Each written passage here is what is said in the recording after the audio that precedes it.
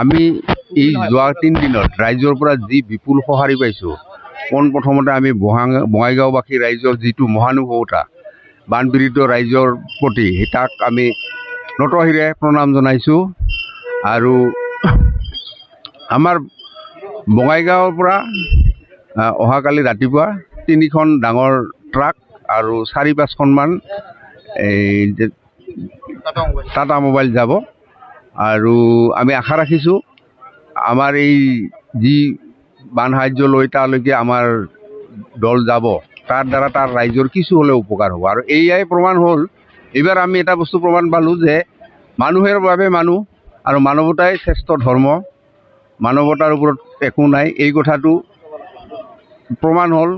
আৰু প্ৰমাণ কেনেকৈ পালোঁ, আমি জাষ্ট ৰাইজক এটা আহ্বান জনাইছিলোঁ যে এনেকুৱা আমি সাহায্য সামগ্ৰী লৈ যাম শিৱসাগৰ চৰাইদেউলৈ, আপোনালোকে যোনে যি পাৰে সাহায্য আগবঢ়াওক। কিন্তু ৰাইজৰ যিটো স্বতঃস্ফূৰ্ত অপূৰ্ব অভূতপূৰ্ব সঁহাৰি, তাৰ বাবে তেওঁলোকক আমি পুনৰবাৰ ধন্যবাদ জনাইছোঁ। ধন্যবাদ।